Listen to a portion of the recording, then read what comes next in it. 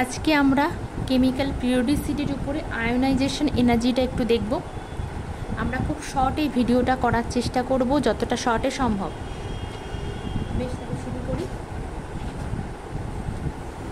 Ionisation energy, এর আগে কিন্তু অ্যাটমিক রেডিয়াস এবং আয়নিক রেডিয়াস নিয়ে ভিডিও রয়েছে, খুব ছোট্ট ছোট্ট, একটা মনে হয় 4 মিনিটের, একটা 10 মিনিটের, আপনারা একটু দেখে নেবেন। আয়োনাইজেশন এসে TION, আয়োনাইজেশন এনার্জি। বানান ভুলভ্রান্তি হলে ক্ষমা করবেন, আগেই আমি প্রতিবারই ভিডিওতে বলি, এখনও বলছি। তো অ্যাট ফার্স্ট আমাকে জানতে হবে যে আয়োনাইজেশন এনার্জি বিষয়টা কি। আমি ধরে নিচ্ছি আমরা কেউ কিচ্ছু জানি না, এটা হচ্ছে নিউক্লিয়াস, এখানেই সেই পজিটিভ চার্জটা থাকে। তাহলে এখানেই যদি সেই পজিটিভ চার্জটা থাকে, তাহলে একে কেন্দ্র করে কিন্তু কোনো ইলেকট্রন ঘুরে যাচ্ছে। আমি ধরে নিচ্ছি এর একটাই মাত্র কক্ষপথ রয়েছে এবং সেখানে একটাই মাত্র ইলেকট্রন রয়েছে। আয়োনাইজেশন এনার্জি হচ্ছে এই ইলেকট্রনটাকে বার করতে গেলে আমাকে যে পরিমাণ এনার্জি একে দিতে হবে, সেই এনার্জিটাই হচ্ছে ionisation energy.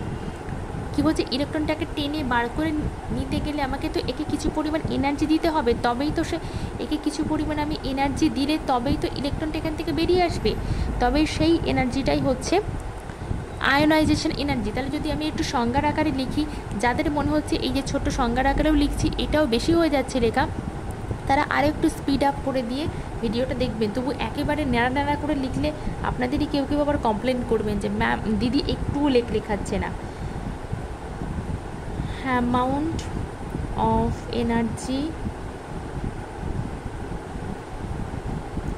required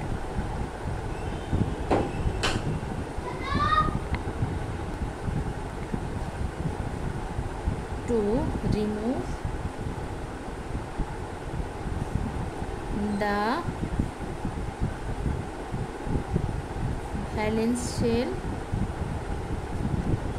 electron of an isolated neutral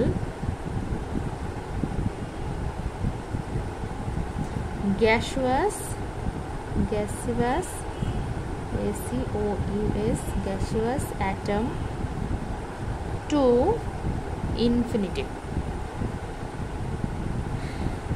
সংজ্ঞাটা আমি আর এক্সপ্লেন করছি না অযথা সময় নষ্ট করে, জাস্ট এইটুকু জেনে রাখবেন, এইরকম কোনো একটা অ্যাটমের ক্ষেত্রে তার বাইরের কক্ষের ইলেকট্রনকে ইনফিনিটি ডিস্টেন্সে নিয়ে যেতে গেলে যে পরিমাণ এনার্জি আমাকে প্রোভাইড করতে হয় সেটাই হচ্ছে আয়োনাইজেশন এনার্জি। ব্যাস, আর কিচ্ছু এখান থেকে জানার প্রয়োজন নেই। এবার একটুখানি জিনিস ইউনিটগুলো একটু জানার প্রয়োজন রয়েছে। এর দুটো ইউনিট সাধারণত ইউজ করা হয়, ইলেকট্রন ভোল্ট পার অ্যাটম, আর দ্বিতীয় একটা ইউনিট ইউজ করা হয় কিলোজুল পার মোল। দুটোর মধ্যে কিন্তু ইন্টারচেঞ্জও করা যেতে পারে, যেমন 1 ইলেকট্রন ভোল্ট পার অ্যাটম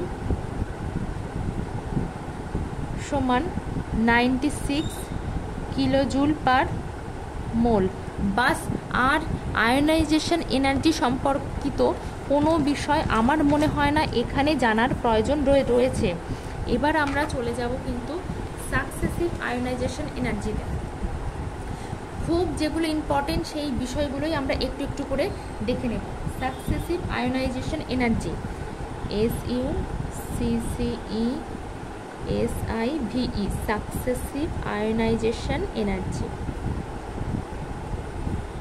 এই সাকসেসিভ আয়োনাইজেশন এনার্জি বিষয়টা কি, ধরলাম এম একটা কোনো মেটাল, তার থেকে একটা ইলেকট্রন যদি বেরিয়ে যায় তাহলে কি হয়ে যায়, M প্লাস হয়ে যায়, আর এর জন্য কিছু পরিমাণ এনার্জি আমাকে কিন্তু একে দিতে হয়, ঠিক আছে। তাহলে সেটাকে আমি ধরে নিচ্ছি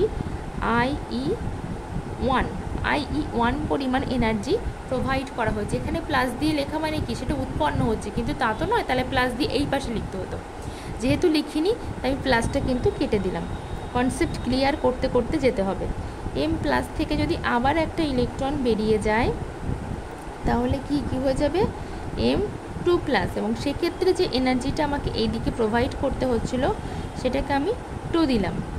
এবার M2+ থেকে যদি আমি আরও একটা ইলেকট্রনকে বার করে নিই তাহলে হয়ে যায় কি M3+। সেক্ষেত্রে এই দিকে যে এনার্জিটা আমাকে প্রোভাইড করতে হচ্ছিল সেটাকে আমি 3 দিয়ে দিলাম। এই সাকসেসিভ আয়োনাইজেশন এনার্জিটা এই কারণে লিখলাম, এই রকম যদি হয়, যদি মানে এই স্পিসিসগুলো, এই অ্যাটম যদি সেম থাকে, মানে যেমন ধরুন এখানে নাইট্রোজেন, এখানেও নাইট্রোজেন, এখানেও নাইট্রোজেন, নাইট্রোজেনের ক্ষেত্রে যদি এরকম হয়, কিংবা কোনো মেটাল যদি সেম থাকে, তাহলে তার সাকসেসিভ মানে পরস্পর ইলেকট্রন বেরিয়ে যাওয়া, সেটাকেই তো সাকসেসিভ বলে। তাহলে সাকসেসিভ আয়োনাইজেশন এনার্জি একটা নির্দিষ্ট ট্রেন্ড ফলো করে। কি ট্রেন্ড ফলো করে? তারা কিন্তু পরস্পর কিন্তু বাড়তে থাকে,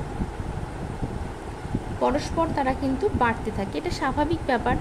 আমার কাছ থেকে যখন, আমার কাছে 3টে বিস্কুট রয়েছে, আমার কাছে কেউ একটা চাইলে আমি অনায়াসে তাকে দিয়ে দেবো।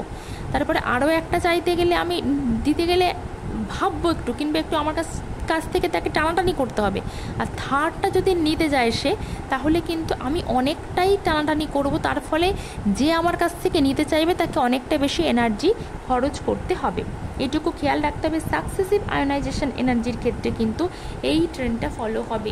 এই ট্রেন্ডটা মনে রাখলে কি হবে, অনেক, যখন আমি এমসিকিউ প্র্যাকটিস করব, অনেক এমন প্রশ্ন আমরা পাবো যেগুলো কিন্তু আমরা ঝাটসে উত্তর দিয়ে দিতে পারবো। এবার আমি দেখব কোন কোন ফ্যাক্টরের উপর আয়োনাইজেশন এনার্জিটা ডিপেন্ড করে। হয়েই গেছে factors on which ionization energy depends. বানান টানান একটু দেখে শুনে নেবেন। প্রথম ফ্যাক্টর, আয়োনাইজেশন এনার্জির সঙ্গে সাইজ কিন্তু সবসময় ব্যস্তানুপাতিক সম্পর্কে থাকে, এটা আমাদের মাথায় রাখতে হবে। দ্বিতীয়, আয়োনাইজেশন এনার্জির সঙ্গে নিউক্লিয়ার চার্জ সবসময় কিন্তু সমানুপাতিক সম্পর্কে থাকবে। অবশ্যই নিউক্লিয়ার চার্জ যদি বেশি হয়, নিউক্লিয়ার চার্জ যদি কোনো একটা, ধরলাম এটা নিউক্লিয়াস, এর এপাশে ইলেকট্রন, এই ইলেকট্রনটাকে বার করতে যদি যাই, যদি এর উপরে টান খুব বেশি হয়, এই টানটা মানেই তো নিউক্লিয়ার চার্জ বেশি, তাহলে সহজে একে ছাড়াতে চাইবে না, তাহলে আমাকে একে অনেক বেশি পরিমাণ এনার্জি প্রোভাইড করতে হবে। তাহলে অবশ্যই কিন্তু আয়োনাইজেশন যেটা প্রোভাইড করছে সেটাই তো আয়োনাইজেশন এনার্জি। তাহলে সেক্ষেত্রে কিন্তু নিউক্লিয়ার চার্জ যদি বেশি হয়, তাহলে আয়োনাইজেশন এনার্জির পরিমাণটাও কিন্তু বাড়বে। Nuclear charge. আপনাদের এই ভিডিওগুলো কেমন লাগছে মাঝে মাঝে যদি একটু কমেন্ট করে আমাকে বলেন, সেক্ষেত্রে কিন্তু আমার কাজটা করতে আর একটু সুবিধা হয়, কিংবা আরও কী ধরনের ভিডিও, কী ধরনের জিনিসগুলো নিয়ে আমি আরও বেশি ভিডিও করতে পারি, কোন টপিকগুলোর উপরে। অবশ্যই কেমিক্যাল বন্ডিং হয়ে গেছে, কেমিক্যাল পিরিয়ডিসিটি প্রায় শেষের পথে। এর কোনো টপিক যদি আমি ছেড়ে গিয়ে থাকি, সেটা আপনারা যদি আমাকে একটুখানি কমেন্ট করে জানান, সেক্ষেত্রে কিন্তু আমি সেইগুলোর উপরেও ভিডিও বানিয়ে দেব। আচ্ছা, ইলেকট্রনিক কনফিগারেশন নিয়ে একটুখানি কথা বলে নিই। TRONIC, electronic configuration. যেমন ইলেকট্রনিক কনফিগারেশন, যেমন হাফ ফিল্ড, FI, এবং ফুল ফিল্ড। হাফ ফিল্ড এবং ফুল ফিল্ড হলে সেটা কিন্তু অনেক বেশি স্টেবল হয়। স্টেবল হলে সবসময় কিন্তু তাদের ক্ষেত্রে আয়োনাইজেশন এনার্জিটা কিন্তু বেশি হবে। স্টেবল মানে সবসময় তাদের ক্ষেত্রে আয়োনাইজেশন এনার্জি বেশি। স্টেবল জিনিসের থেকে খুব সহজে ইলেকট্রন কিন্তু বার করা যাবে না। তাহলে আমরা 3টে জিনিস নিয়ে, এখানে 3টে জিনিসের উপরে কিন্তু ডিপেন্ড করে আয়োনাইজেশন এনার্জি, সেটা কিন্তু আমি দেখিয়েছি। এবার আমরা একটুখানি ট্রেন্ডগুলো জাস্ট দেখে নেব। যেমন অ্যালং দ্য পিরিয়ড, একদম প্রথমেই আমরা দেখব along the period. Along the পিরিয়ডে যেমন আমি চলে যাই যদি লিথিয়ামের ক্ষেত্রে, lithium, beryllium, boron, carbon, nitrogen, oxygen, fluorine, neon. Along the পিরিয়ডে কি হয়, আমরা নর্মালি যেটা জানি, আমরা নর্মালি কি জানি, অ্যালং দ্য পিরিয়ডে কিন্তু নিউক্লিয়ার চার্জ যত এই দিক থেকে এই দিকে যাওয়া যায়, তত কিন্তু নিউক্লিয়ার চার্জটা বাড়তে থাকে, জেড তত বাড়তে থাকে, জেড বাড়তে থাকে। আমরা অ্যাটমিক রেডিয়াস শুনেছিলাম, তাহলে অ্যাটমিক রেডিয়াসও কিন্তু তত কমতে থাকে। অ্যাটমিক রেডিয়াস জেড বাড়লে অ্যাটমিক রেডিয়াস তার মানে কমে, আর আয়োনাইজেশন এনার্জি কিন্তু বাড়বে, কারণ নিউক্লিয়ার চার্জ বাড়লে ইলেকট্রনটা বার করে নেওয়াটা কিন্তু অনেক শক্তিশালী। এটা আমরা অলরেডি পড়েছি, এর জন্য ছোট্ট একটা ভিডিও আছে, দেখে নেবেন। আর এটা আমরা এখন পড়ছি, কন্টিনিউ। তাহলে আয়োনাইজেশন এনার্জি বাড়ছে। আদেও কি এই ট্রেন্ডটা আমি সঠিক লিখলাম যে এই দিক থেকে এই দিকে পরস্পর বাড়তে থাকে, না কিছু এর ভিতরে হগাবগা আছে? সেটাই আমাদেরকে এখন দেখতে হবে। ওই যে বলেছি যে আমাদের এই এনার্জি টার্মগুলোর ম্যাক্সিমাম ক্ষেত্রে আমাদের যেগুলো মনে রাখতে হবে সেগুলো হচ্ছে এদের এক্সেপশন। যেমন আমি বেরিলিয়াম, যেমন লিথিয়ামের ক্ষেত্রে হাইড্রোজেন, হিলিয়াম, লিথিয়াম। লিথিয়াম তাহলে কী হবে? 1s2 2s1, তাই তো? লিথিয়াম হবে 1s2 2s1। এবার আমি চলে যাব এটা হচ্ছে লিথিয়ামের ক্ষেত্রে।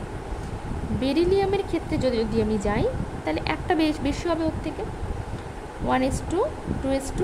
এটা কিন্তু দেখুন ফুলফিল্ড, একটু আগেই কিন্তু আমি বললাম ফুলফিল্ড, ঠিক আছে? এরপর আমি বোরনের ক্ষেত্রে চলে যাব। বোরনের ক্ষেত্রে কি হয়?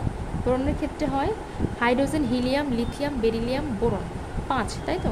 1s2 2s2 2s2 2p1।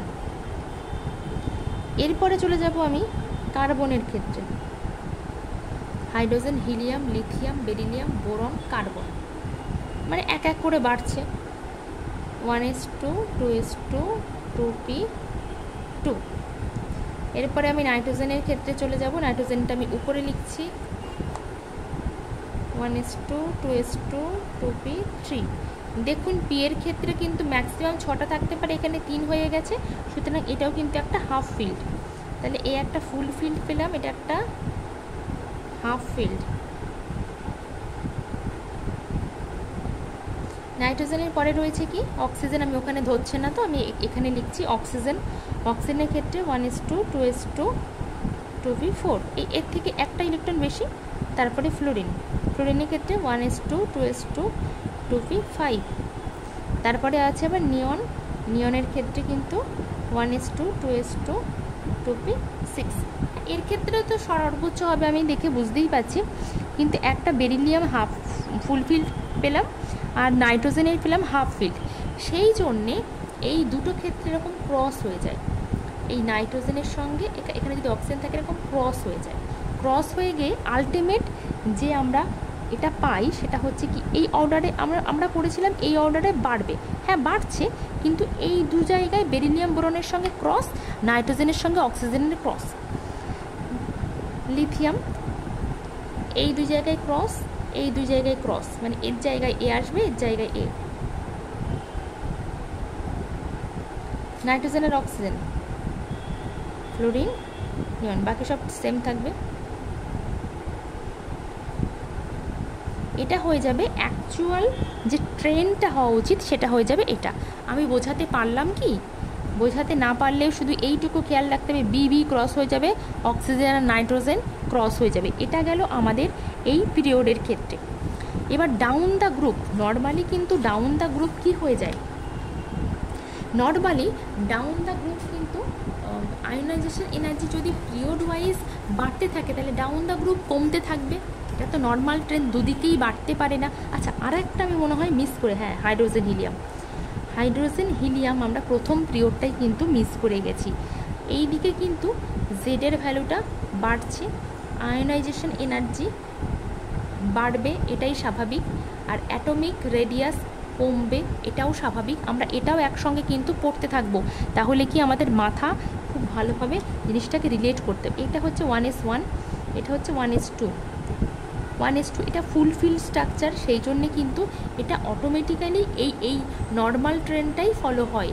এবং শুধু তাই নয়, এইটুকু আমরা অ্যাজ এ শিক্ষক শিক্ষিকা হিসেবে মনে রাখতে হবে, পিরিয়ডিক টেবিলের মধ্যে হিলিয়াম হচ্ছে এর আয়োনাইজেশন এনার্জি সব থেকে হাইয়েস্ট হয় ইন দ্য পিরিয়ডিক টেবিলে। পিরিয়ডিক টেবিলে সব থেকে হাইয়েস্ট আয়োনাইজেশন এনার্জি থাকে কিন্তু হিলিয়ামের ক্ষেত্রে।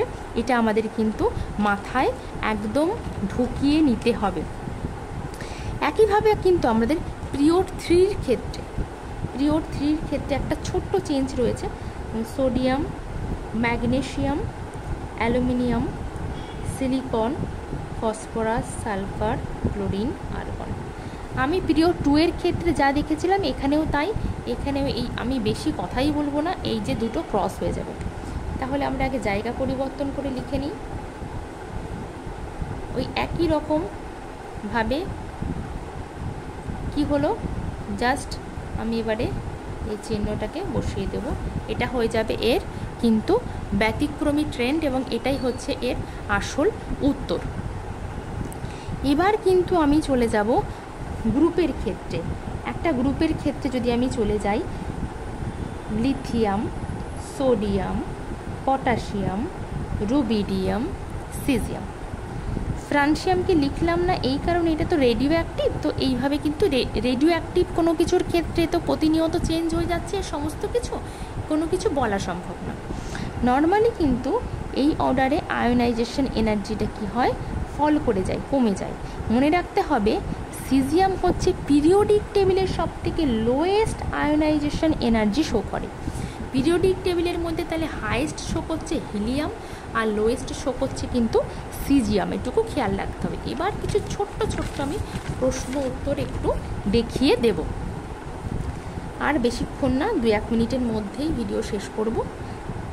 যেমন আমি একটা জিনিস দেখুন, কম্পেয়ার, এটা আগে নিজেরা করার একটু চেষ্টা করবেন।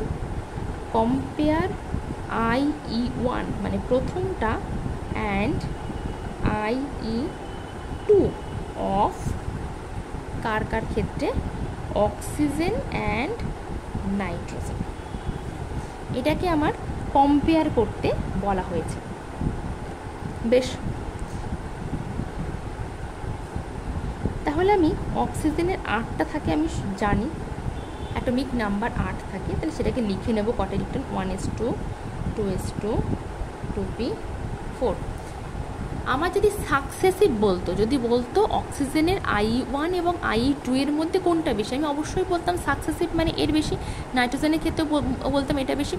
কিন্তু এর IE1 মানে এর IE1 এর সঙ্গে এর IE1কে কম্পেয়ার করতে বলেছে, আবার অক্সিজেনের IE2-র সঙ্গে এর IE2-কে কম্পেয়ার করতে বলা হয়েছে। তাহলে আমরা সেটাই করব। বেশ, এটা মানে 4। একটা ইলেকট্রনকে যদি আমি বাদ দিয়ে দিই, একটা ইলেকট্রন যদি এখান থেকে চলে যায় তাহলে হয়ে যায় 1s2, 2s2, 2p3। এখানে একটা হাফ ফিল্ড, এটা হচ্ছে IE1, একটা ইলেকট্রন বাদ যাচ্ছে মানে এটা IE1 হওয়ার পরে হাফ ফিল্ড হয়ে যাচ্ছে। তারপরে একই সঙ্গে আমি তাহলে দেখিয়ে দিই, একই সঙ্গে যদি আরও একটা ইলেকট্রন বাদ চলে যায় তাহলে সেটা হয়ে যাবে IE2 এবং সেক্ষেত্রে কিন্তু হয়ে যাবে 1s2, 2s2, 2p2। তাহলে অক্সিজেনের ক্ষেত্রে আমি করে ফেললাম। এবার আমি নাইট্রোজেন 7 এর ক্ষেত্রে করব, 1s2, 2s2, 2p3। এটা কিন্তু হাফ ফিল্ড, তাই তো, হাফ FILLED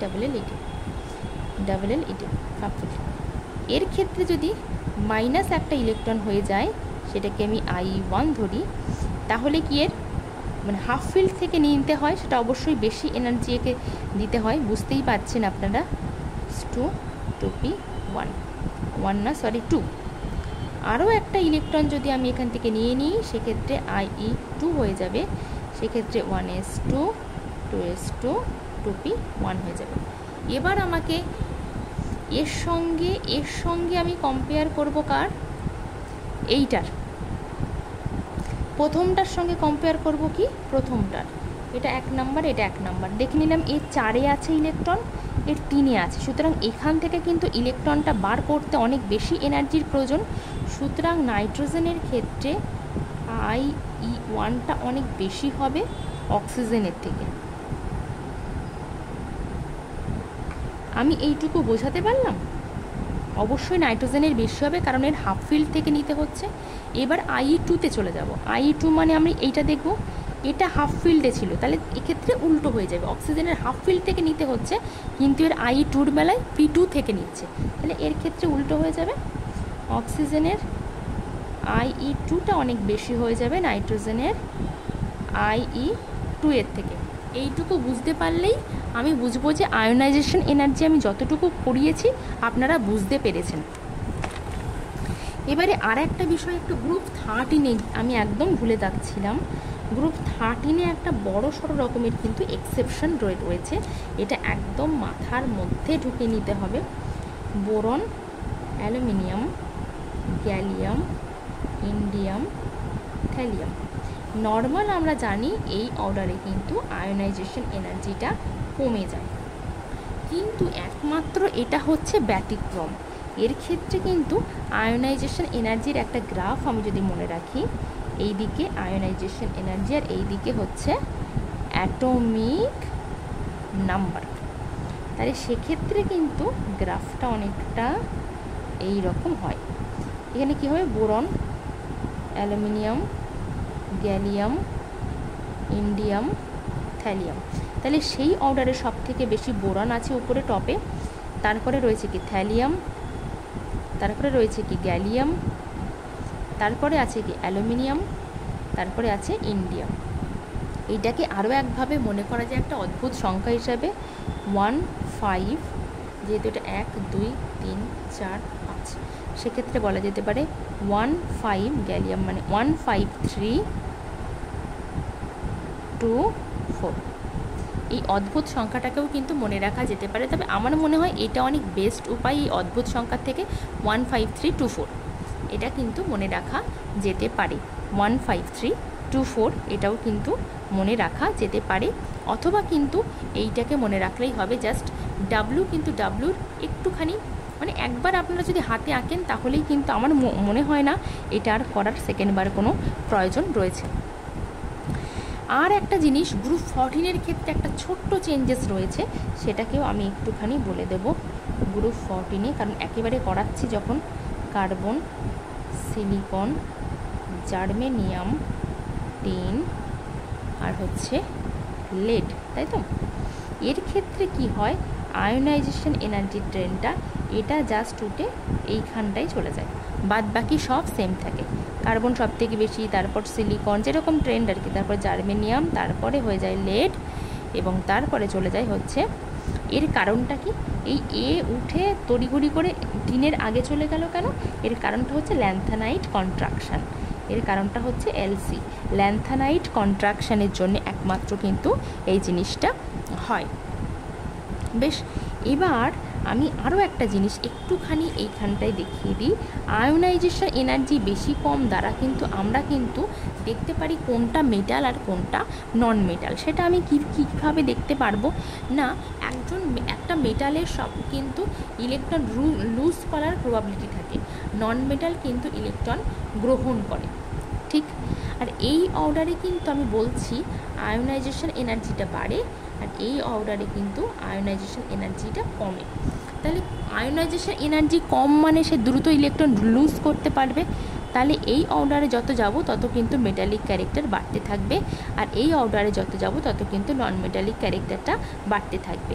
এইটুকু একটুখানি মনে রাখলে কিন্তু অনেক এমসিকিউ সলভ করার ক্ষেত্রে কিন্তু আপনাদের অনেকটা সুবিধা হবে। সেই হিসাব করে, আচ্ছা এমসিকিউ আমি একটা প্রশ্ন সলভ করিয়ে দিই, তাহলে অন্তত বোঝা যাবে যে আমি ওটা কি বলতে চাইলাম। আচ্ছা, অ্যারেঞ্জ,